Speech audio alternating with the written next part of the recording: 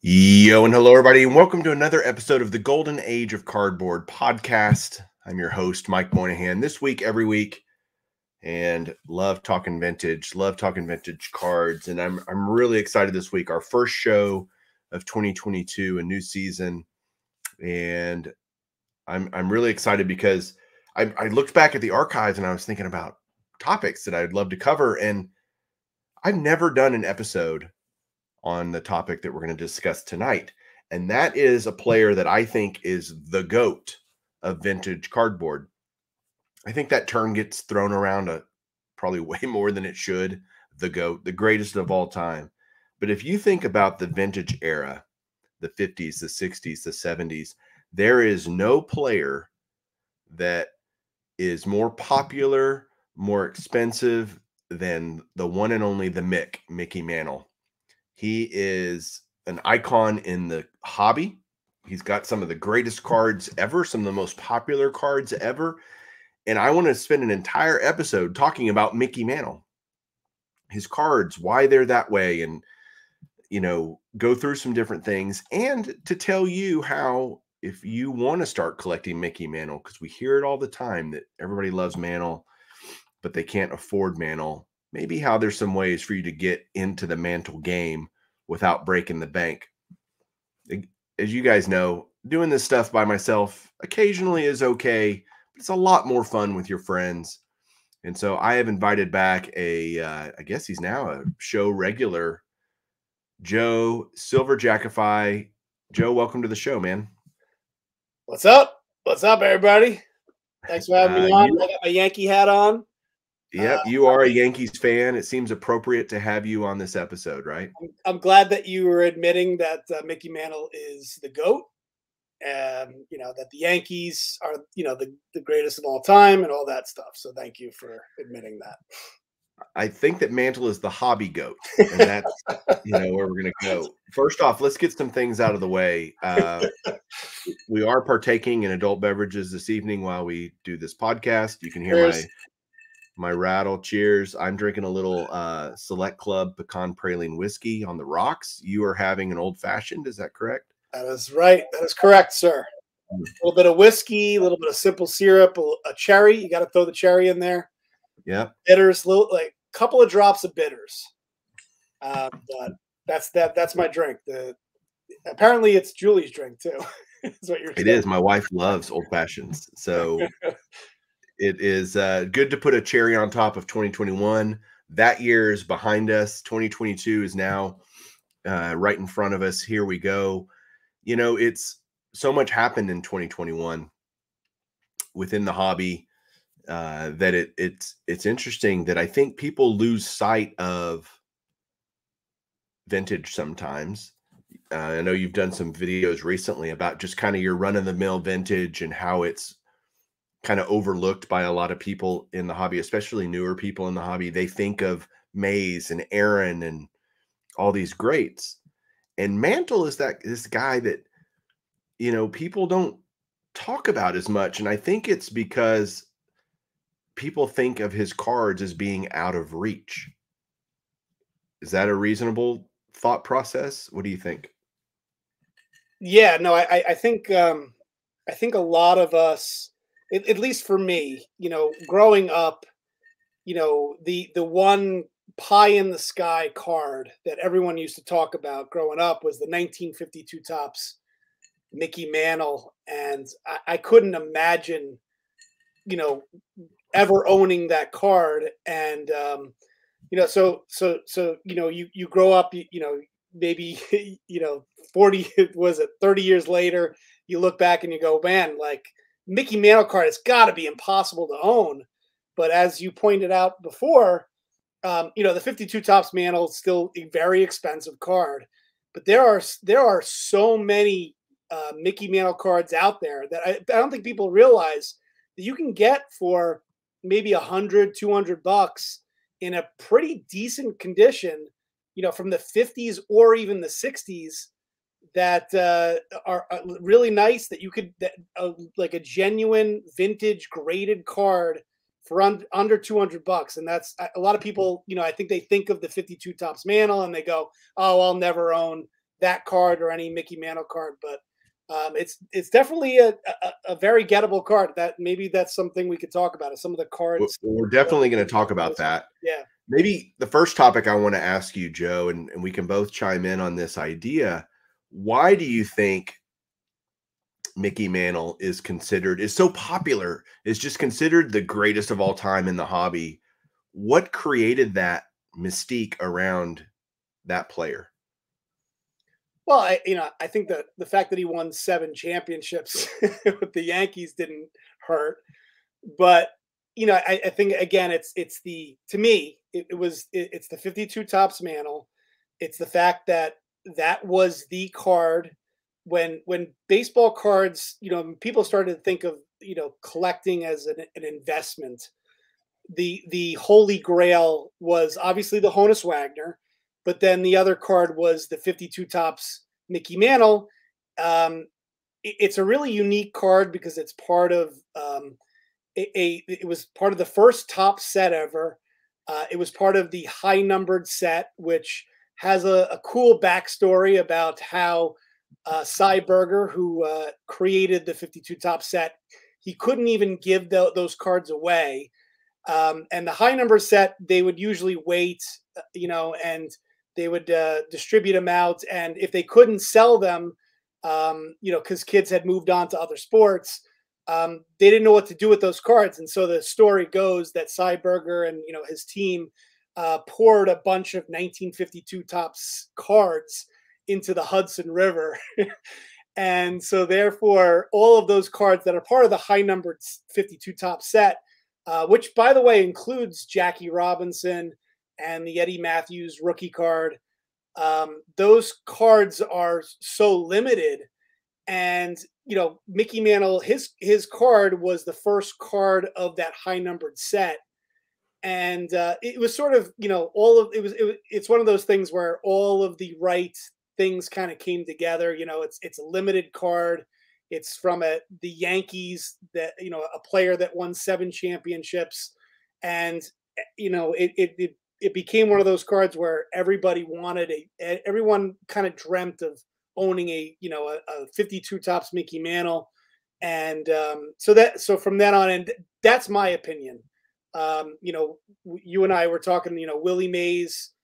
Some people say Hank Aaron, and I was looking at it earlier. Mickey Mantle is actually listed as, I was looking at an article before we joined, and he was listed as the 13th best player of all time. So he's not even for certain people, he's not even a top 10 player.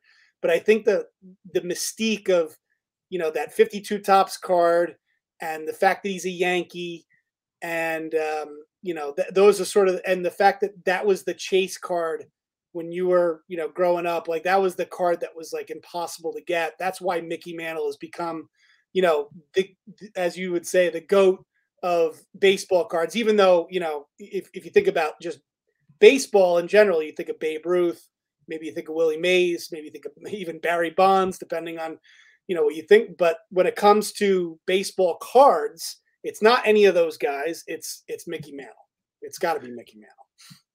Yeah, I think a huge contributing factor to Mantle's popularity in the hobby is the timing of when Mickey Mantle was Mickey Mantle. You've got the post-war, you got the baby boomers growing up. You've got baseball being so dominant in New York City in the 50s. And you've got this poster child, this, face of baseball, who can do amazing things when he's healthy, chasing Babe Ruth's home run record multiple years, winning a Triple Crown in 56. He was unbelievable. He took over for Joe DiMaggio, for crying out loud. It wasn't like, he had very high expectations, and all he did was live up to those and beyond. We can only imagine what his stats would have been had he been healthy for all of his seasons. He had numerous injuries to his legs and knees, and which severely crippled, no pun intended, crippled his ability to play baseball. And yet he still did what he did. Incredibly fast, powerful, all these different things that you hear about Mantle. And he did it in New York, and he was this, kind of golden child, handsome guy, And in an era when, you know, although you had some black players like Aaron and Mays that were probably far superior players, especially if you look at the totality of their careers, Mantle just dominated the spotlight from that, even against like guys like Duke Snyder. But you had, Willie, Mickey, and the Duke in New York area. And so I just think it was this perfect confluence of situation. You have all these youngsters growing up. Mantle was the face of baseball, very similar to what Mike Trout has been in today's. If you were to think of a modern day equivalent, you would probably say Mike Trout in terms of what he could do on the field and how he looked. It was looked at overall in baseball. And so now these kids, as they're growing up through the 60s and 70s and getting older in the 80s, and cards becoming popular, they wanted to buy their childhood. Who did they want to buy? Mickey Mantle, right? And so Mantle stuff became a powerful force within the hobby. I remember growing up, going to shows, and Mantle stuff, like you said earlier, just seemed completely unattainable. Like, Yeah. I'll never own a Mantle card. That's crazy. They're also expensive relative to every other card. And I looked at all the sets. Mantle's cards, by the way, his rookie card is 51 Bowman, which anyone that says 52 Tops is Mantle's rookie, I want to stab him with an ice pick. That just makes me like, it's like dragging your fingernails on the chalkboard for me. 51 Bowman. His last card is 69 Tops. So even though he didn't play in 69, Tops put a card out for him. And what's cool about it is it shows all his stats on the back for his entire career. And so he's got this long era, almost 2 full decades of baseball cards where Mantle was a fixture in Tops and Bowman sets. So when you look over that long spectrum, kind of that entire super vintage era, Mantle was the man, right? So he has so many different cards. What's interesting, let's talk first. Let me ask you this question, Joe. If you were to say kind of just your favorite Mantle cards, maybe 2 or 3 that just stick out to you thinking over his cardboard career, what cards come to mind? Yeah, I mean the first card that comes to mind, of course, is the 56 Tops Mickey Mantle. I love that card. Let me, since you brought it up, let me are they gonna be able to see this, by the way? They will on YouTube if you're watching this on podcast. Okay. Sorry, but Joe's I think he's gonna show a 56 Tops Mickey Mantle. Yeah, my favorite card of all time of the Mick has to be the 56 Tops Mickey Mantle. Hopefully you guys can see that good. But what a beautiful card there. And you have it in a near mint 7. Yeah. Yeah. And this is one of those cards that I thought, looked really good even for a 7. And then I love I don't know, how do you feel about the cartoons? I always thought the back of it, the 56 Top set with the cartoons was always really cool. I think they're fantastic. Yeah, yeah. And he had an MVP season in 56. So won the Triple Crown in 56. Right. Triple Crown, beat out not Joe DiMaggio, Ted Williams, who had a 406 batting average that year. Can you imagine? No, he didn't. No, wait, no. Am I thinking of? I always think of the wrong year. I'm sorry. What was wasn't there a year where 41 DiMaggio beat out Ted Williams? DiMaggio. Oh, right. 56 game hitting streak. Yeah. I don't know why I always think of that, but why did I have you as a guest on this show again? I don't know. But yeah, this is probably my favorite Mickey Mantle card. I don't know. I guess I like the 52 Tops Mantle. There it is, 52 Tops Mickey Mantle. And then I don't know. I don't know if I think those are my top 2. I do like the 51 Bowman Mantle. I like all the Bowmans. All the Mickey Mantle Bowman cards are really cool. I would say my favorites are 53 Bowman Color is one of my favorites. of Mantle. I don't think I have that one pulled out here. So I have the entire Mantle run, with the exception of the 52 Tops, 52 Bowman, and the 53 Tops. The 53 Tops I actually like better than the 52 Tops, believe it or not. And I love his 51 Bowman. I just think it's such an underrated card for what it is. It's unbelievable to me. I get why the 52 Tops is way more popular. I do understand that. And yet it's still, I just shake my head a little bit and go, dude, that's not even his rookie. Like, it's a second year card. Very cool card, very significant in the hobby. I get it. But I still think the 51 is way underrated. But what was your first Mickey Mantle card you ever got? Do you remember? That was actually the 64 Tops Mickey Mantle. Okay. I had bought it. I went to a show in White Plains. That's this card right here. That was the first Mickey Mantle card I ever owned. You know, growing up, like I said, the idea of owning a Mickey, my best card growing up, believe it or not, was a 55 Tops Ted Williams. And and that was always when people would ask me, what's your best card? It's so funny because, you know, as a Yankee, a huge Yankee, I was like everyone knew me as this diehard Yankee fan. And people, you know, but they also knew that I was a big collector of baseball cards. And everybody, like, you know, if people don't know anything about baseball cards, the first question they always ask you is, well, what's your best card? You know, I guess they don't know what else to ask you. And I would always be like, yeah, it's the 55 Tops Ted Williams. And so when I got back into collecting about 10 years ago now, you know, I went to a show in White Plains. It was so cool. You know, I remember just rediscovering the hobby and just walking the floor at a baseball card show and being like, man, I miss this. Because you know, growing up, I'd be there, you know, at sports card shows with my dad. There'd be shows called the Gloria Rothstein show in you know, New York and New Jersey, and they were big shows. I mean, there would be 500 tables and then another 250 tables upstairs. And I just remember walking the floor with my dad and, you know, seeing these vintage cards that I couldn't afford. You know, I'd bring 20 to 30 bucks to a show, you know, with my allowance money. And you know, I usually I'd walk out, to be honest with you, I'd walk out with a 1989 Don Russ wax box, you know, with a bunch of packs, and it was so much fun to open them. But you'd always in the back of my mind, I'd be like, oh man, it'd be so cool to own a Mickey Mantle card.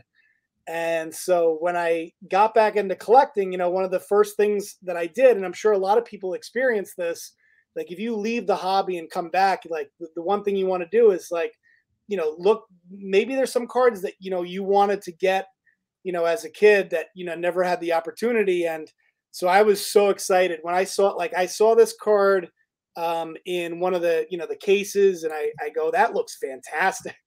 And I remember I bought this Mickey Mantle card. It was raw, and I sent it off to, because I didn't know any better. I sent it off to Beckett, and you know, it was in the BVG holder, and I was just like, oh, you know, and it came back as a 6, and I remember being like, what? This is a 6? I still thought, you know, it could have gotten better than a 6, but I was disappointed in a 6, and I talked about that on my YouTube channel. And then I remember I sent it off to PSA to get to see what their opinion was. I really sent it off to PSA because I thought they would give it a higher grade.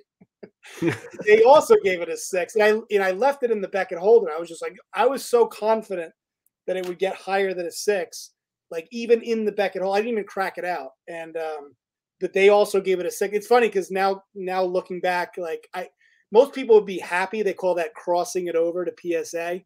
You know, normally people would be like, wow, I crossed the BBG to a 6 to a PSA 6. That'd be like a major win. But I remember sending it off, and I was super disappointed that it came back as a PSA 6. I was like, what?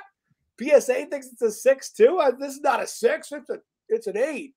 So, but anyway, this was my first Mickey Mantle card that I ever owned. I never owned a Mickey Mantle card growing up. So And then Now, since then I now got, looking at that mantle, would you say it's fairly graded? Like honestly, with your more trained eye now, your more experience, would you look at it and go, "Yeah, that's probably a 6." yeah, it's fair. No, it's fair. There's a you can't really see it here, but one of the was it the top right corner, this one over here, is a little bit, you won't be able to see it, but it's a little bit, there's a little bit of wear and tear there, and then same thing on the other side. But the centering, I guess, is off a little bit left to right. It's a fair grade. I guess it could get a 7, but that would be as high as it would go. Now with the education that I've gotten over the last 10 years or so, I think a 6 is a fair grade actually. Now that I look back at it. My first mantle was a 68 Tops, the old burlap sack colored cards. And I bought it from a guy down the street from my house. He had literally a trash bag full of late 60s cards. And I remember rummaging through it, and I pick any 5 for 100. I can't remember what it was. Some amount of cards for some amount of money. And as a kid, I was 13, 14 years old. That was like a fortune.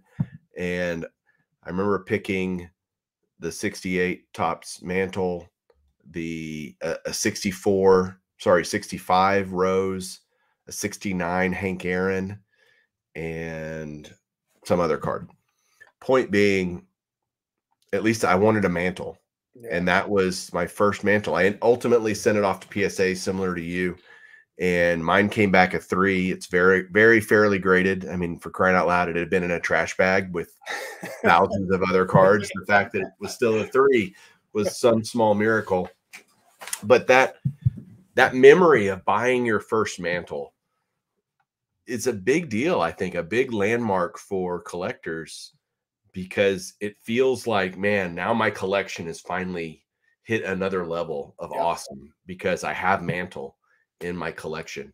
And I've been blessed over the years to pick up several mantles. I think another big part of Mantle's popularity within the hobby is his kind of being a pioneer in the going to shows and signing autographs kind of thing. Yep. He was the first major guy that did that, mainly because he just needed the money. I mean, it wasn't any other reason than that. And hey, I'm Mickey Mantle. Let me see how much money I can make off of just signing my name. And everybody thought he was probably crazy. And sure enough, there was a huge market for that. And he became, like I said, a pioneer in that. So many other players started following suit. Mays, DiMaggio, even, Ted Williams, all these guys going, hey, I like a buck just as much as the next guy. And so, you'd see Mantle at all these shows signing, and so Mantle autographs are everywhere.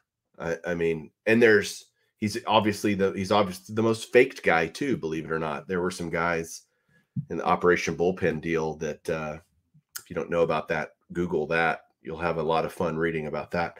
But so many guys that got busted for being able to perfectly replicate a Mickey Mantle signature. Did you ever get a chance to meet him? To meet Mickey Mantle? No. My dad met him several times.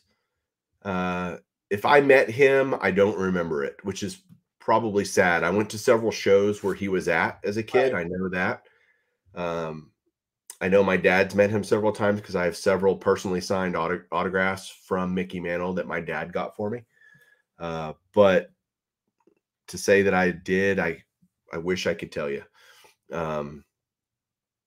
So I think that also led to his increase in popularity within the hobby, that he was at shows and he was with the collectors, and that made a big deal. And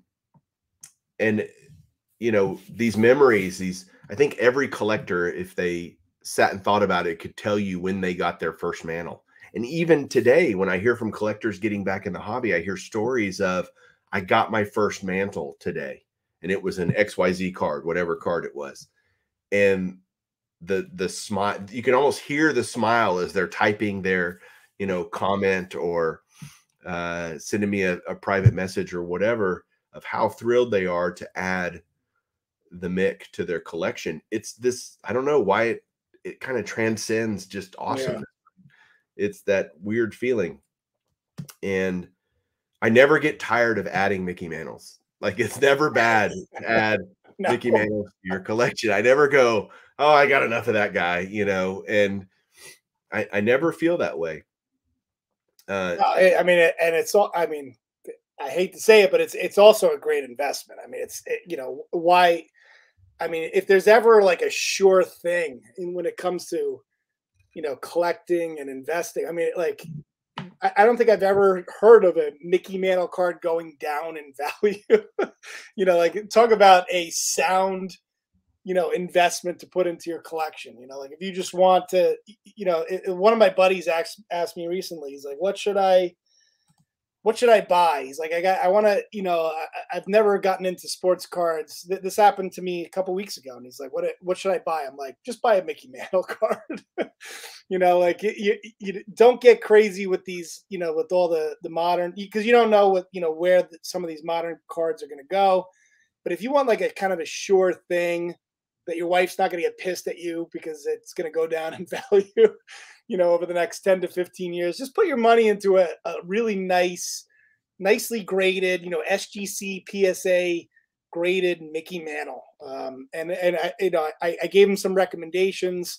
I think he ended up buying a 53 Bowman Mickey Mantle, like a low grade Mickey, Bowman, but whatever card you go with, it really doesn't matter. You're gonna do really well for yourself. So let's talk about value for a second, because I think it's important, because I think there's a misconception that Mickey Mantle is unattainable, as I said at the very outset of the show. And I think there's a lot of people out there that they just don't even look, because they just don't bother.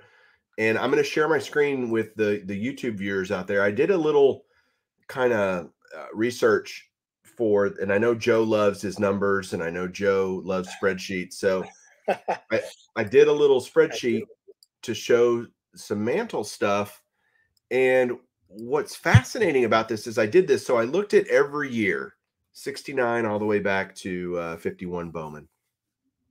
And I looked at what I consider to be a collector's grade. And a collector grade is essentially an equivalent numerical grade to the decade in which the set was released. So a 6 for anything in the 60s, a 5 for anything in the 50s, etc. Which I think is kind of that mid grade, right? And imagine lower grades being much cheaper, higher grades being significantly more expensive, right, in price. But I looked at the 69 Tops, and what I want to do is I want you to chime in, Joe, when you hear me describe a card that you think is a good value, and like, hey, that's a good kind of entry level card, because I want to get to that after I go through some of these values. If you're on the podcast, I'll do my best to explain this. You can see it if you're on YouTube, but 69 Tops is last year, right now, about $550 for a 6. Yeah, I'll take that one. Which is a good grade. That's a year ago. That's really cool too, because that's like his like you said, it's his last card. It has all the stats on it. Mm-hmm. If you can get like a nice, you know how I am, like, so this is a little. Sometimes it could be misleading because there's so many to me, and I've talked about this many times. Like, every 6 isn't the same to me. Of course. Like there are, because you have to be careful here, because there are lots of 6s out there. There are some that look like they look terrible, and then there's some that look really nice, that have really nice eye appeal. So if you can get if you can get a nice looking 6 that's nicely centered, has nice eye appeal, if you can get one for $500, that sounds like a fantastic opportunity right there, because it's his last card. It has all his stats on the back. And for sure, Joe, I agree. I mean, look, I just kind of looked. I used VCP prices, by the way. I kind of averaged the last few sales. I did not look at the card to see, is this a beautiful 6 or a crappy 6? Right. So the reality is, look, you're going to plus or minus, you're going to play, like you said, a little bit of a premium for a really nice looking example in that assigned grade. So take And by the way, I'll just say that I will actually pay a really big premium. Like if I think a card looks really, really good for its grade, I don't mind. And I'll say this to the collectors out there, like I don't know. There are certain cards that like people show me. They're like, "Oh, I got a 6," and they show me, and I'm like, okay." You know, like don't be afraid to pay over the typical value if the card looks better than the grade, and if it yeah, looks, and just because a card is priced really well, just be careful. Don't go purely on like, okay, well, another 6 sold at this price. Take a look at the card, see if it looks, see if it's something you're going to be happy with, because buy the that's card, just not how the I grade, am. right? Yeah, because you got to live with that card, at least, Yep. so anyway. So a year ago, the 69 Tops was about the same price, believe it or not. And I kept it I called it the same if it was within $50 or whatever. But back in the peak, and this is what's really interesting, and kind of the timing of this is just coincidental. Back last year when we were having craziness, I say last year now because it's just now 2022, but Right.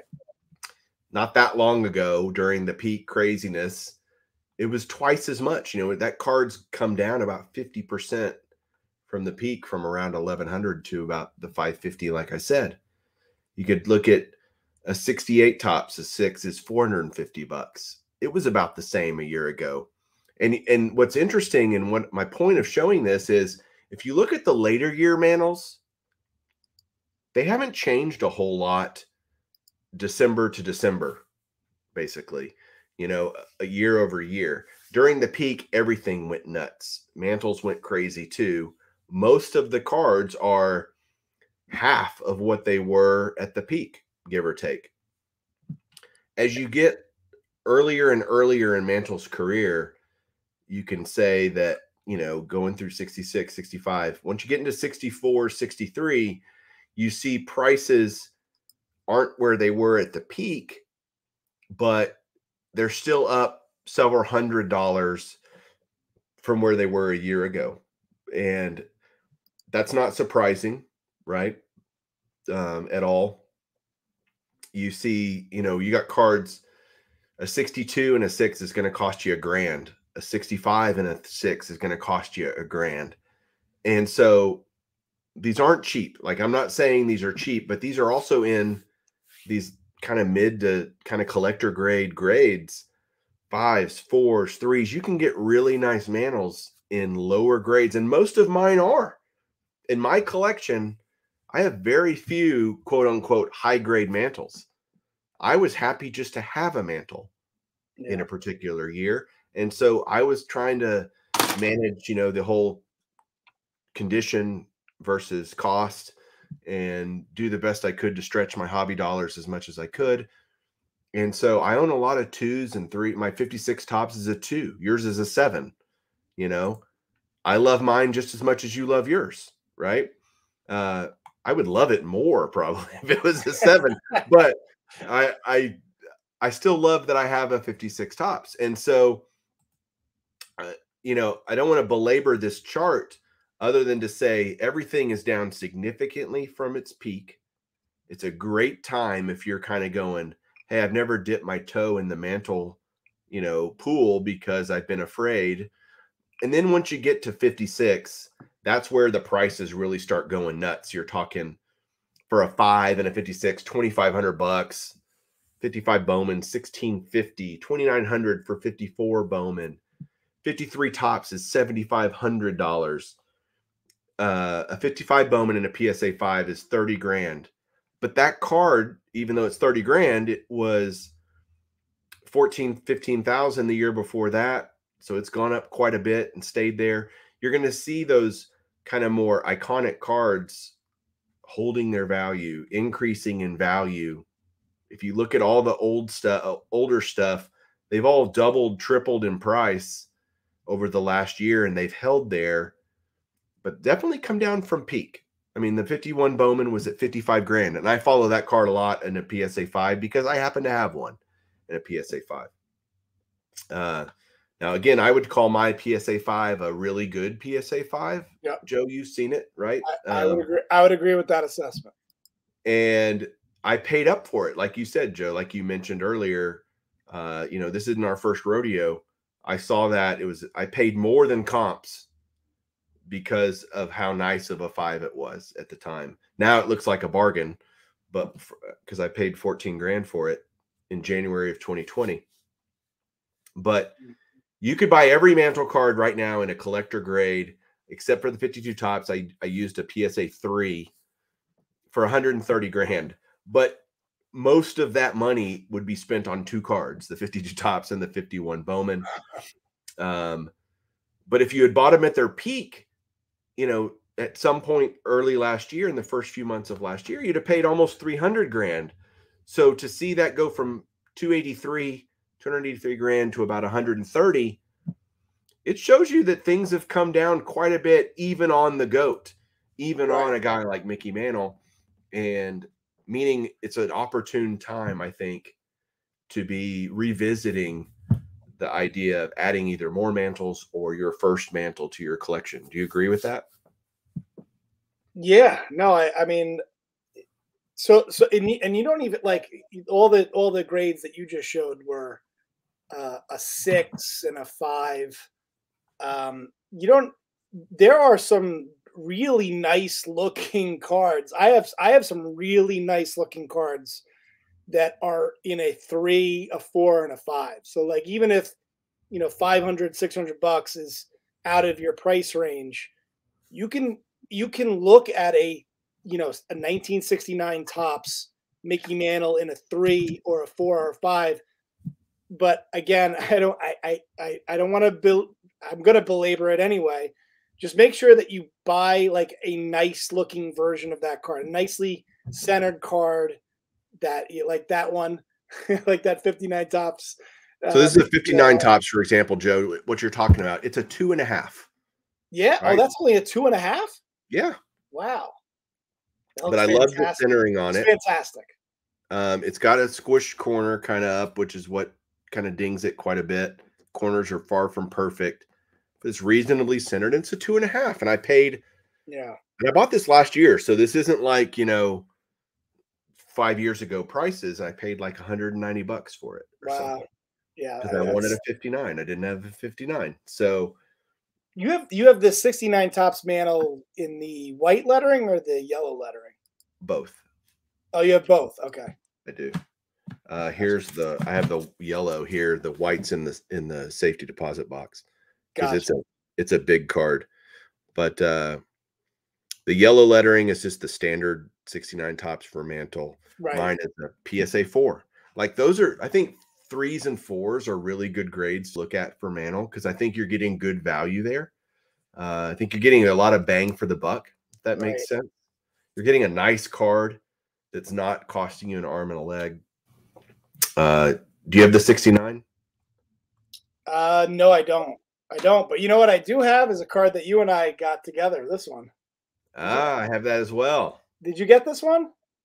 Well, I already had one. I encouraged you to buy it. I was like, you need to buy that. Do you remember that? This is one of my. I'm so happy that you convinced me to get this because this is such a cool card. And then here's the back. Mantle smashes 15th series homer. Tell the story. Tell the story of that. Tell the story of that. And this is a perfect. The reason why I pulled this one out. This is a perfect example.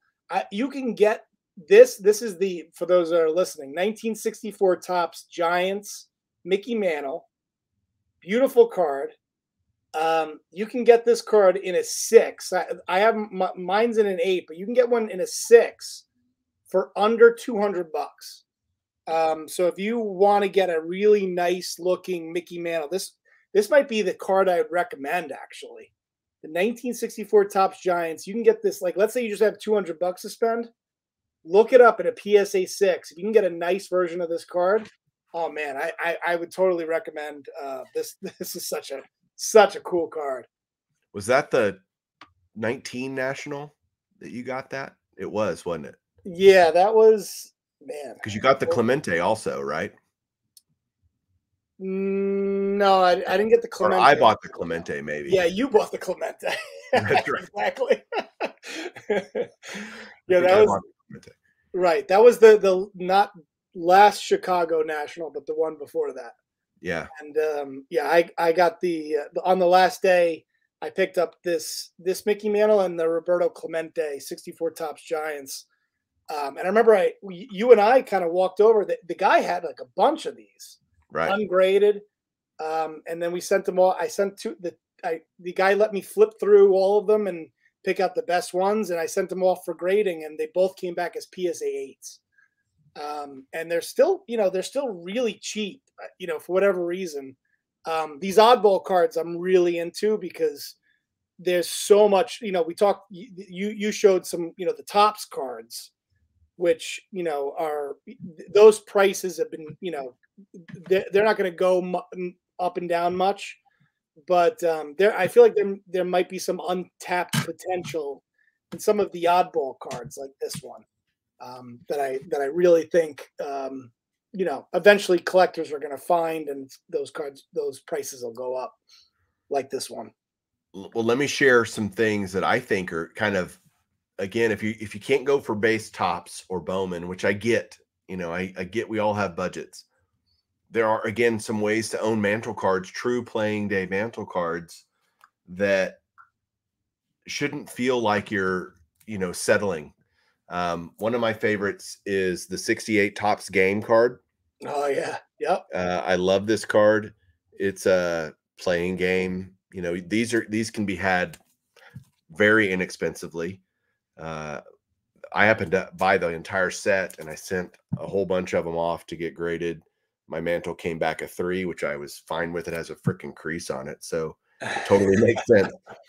But I just wanted it slabbed, and it looks so good, and it's a really just cool, it's an actual mantle card. And then you've got Mantle was incredibly popular, obviously, in the hobby. Even at the time during his playing days, Tops put him all over their sets, right? He was on checklist cards, and every time they could put him on a card, they would, and they would throw him on cards like this with Harmon Killebrew and Willie Mays, the 68 Tops superstars, a card like that.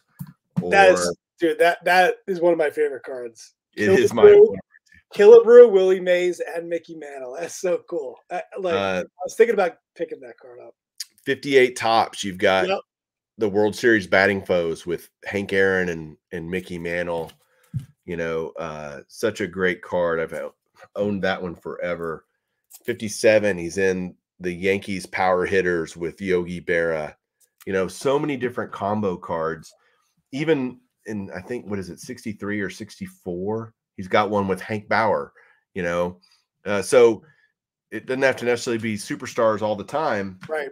I would tell you, to me, the best value, if you're going to go out and, okay, I want to buy some mantles, the way to do it, in my opinion, is to buy his all-star cards, because they are so much less expensive.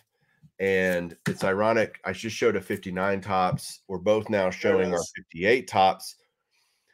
If I was to say, if you were to buy, you don't own a mantle card, to buy one mantle card to start, it would be the 58 Tops all-star card. I agree.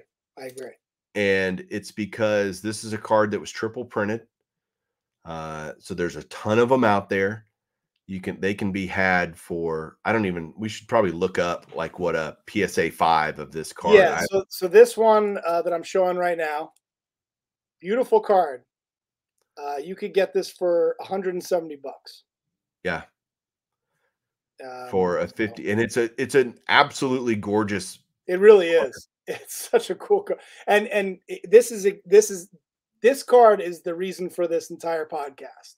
Like you can pick up a Mickey Mantle from the 1950s, a 58 Mantle that you're probably kind of like, at this point, like if you follow sports cards, you're probably familiar with this card.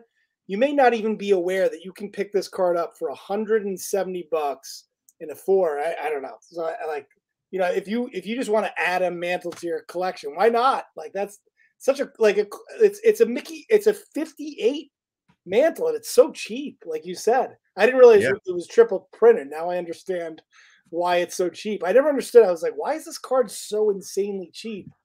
But if it's triple printed, that makes more sense They to me. triple printed the Mantle and the Musial. And the Musial, okay, I didn't know that. Because the Musial, that was Musial's first appearance in Tops ever, was Right. his 58 Tops All-Star card.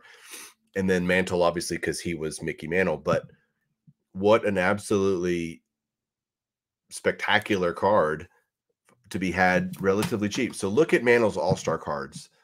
He's got All-Star cards in 60, which is one of my favorites, is 60 All-Star card. Do you have that, Joe, handy?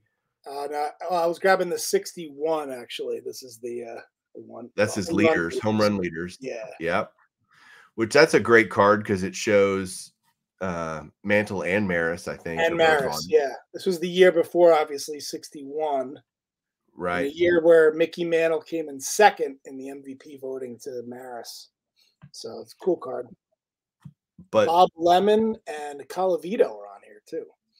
Bob Lemon, or I doubt it, because Bob Lemon was a pitcher. Again, why did I have you on this podcast? It says Lemon. I guess it's not Bob Lemon. And it's not Chet Lemon either, because he was black and played for the Tigers. So who is it? Lemon for Minnesota hit 38. Yeah, it wouldn't be Bob Lemon. You're right. it would not be Bob Lemon, but he did. Bob Lemon did manage the Yankees for a little while in the late 70s, just so you know. I think. Does that sound right? No, sure. All right. I need to have my dad on to help explain who Lemon is. But Mantle has All-Star cards in 58, 59, 60, 61, 62. So you've got plenty to choose from there. 61 Tops, great card. Mantle does not have a bad card. You can't say that about many other players. All of Mantle's cards are great. This one's a great looking 3. What do you think? Heck yeah, it is. This one's like, this one goes for like $400, but if you can get like a nice looking one, why not go for this? This is cool too. This is the 61 season too. In a 3 that goes for $400 still. Yeah, $400. It's amazing. I think it's funny though. I bet if you looked at all the vintage era players, who has more cards graded on the PSA Pop reports, it's got to be Mantle. Like 100%, I'm sure it's Mickey Mantle. And yet even I think that does help keep prices from going too crazy because there's just so many of them. But at the same time, everybody wants them. So there's a huge demand to counteract the huge supply. I just, as we finish up here, Joe, what's your encouragement to people if they're thinking about Mantles and thinking about adding to or acquiring Mantle for the first time? I've always preached on my channel quality over quantity. So like, just take your time. What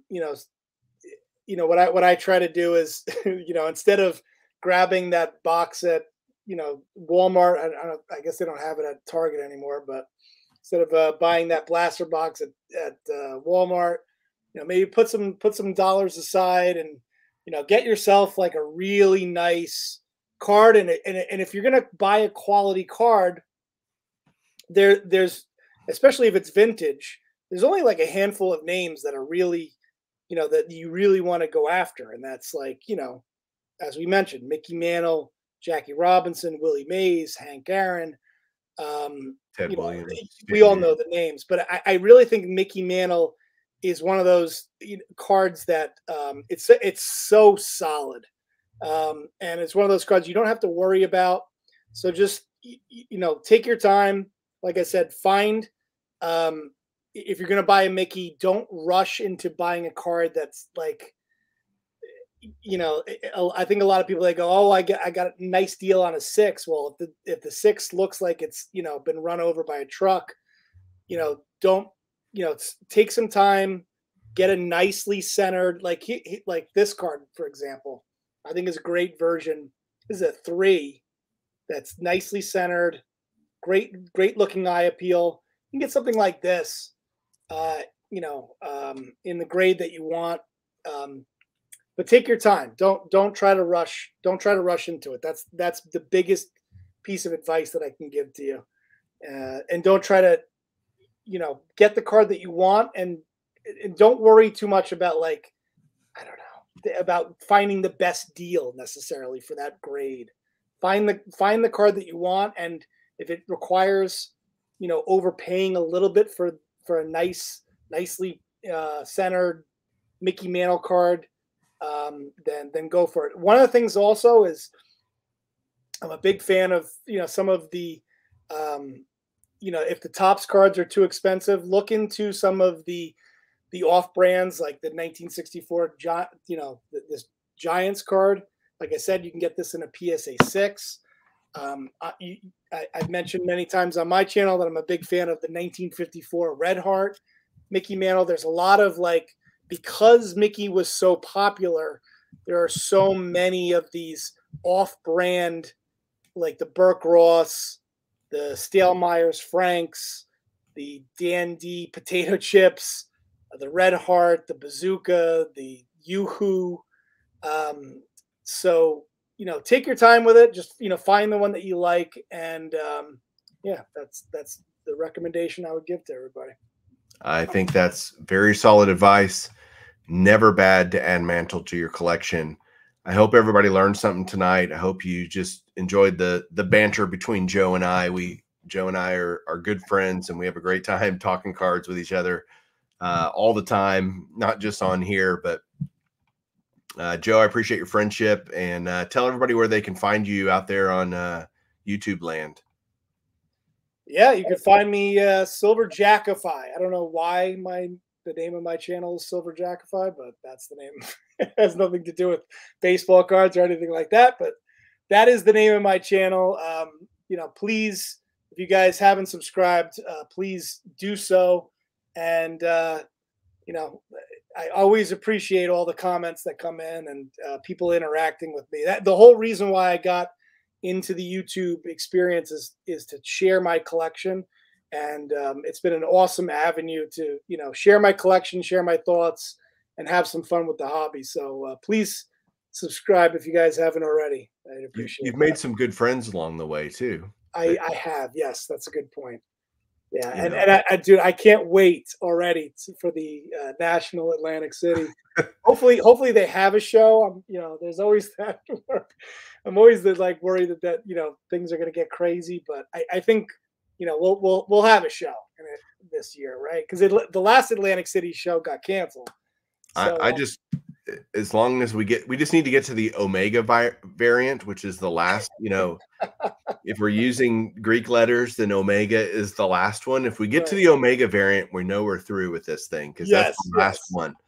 There will be no more Greek letters to use. But Joe, so much fun to talk to you as always. Thanks for being here, and thanks everybody for watching. As always, thanks for listening. And Joe, you want to send us out of here? All right, guys. Thanks everybody for watching. I will talk. Me and Mike will talk to you later.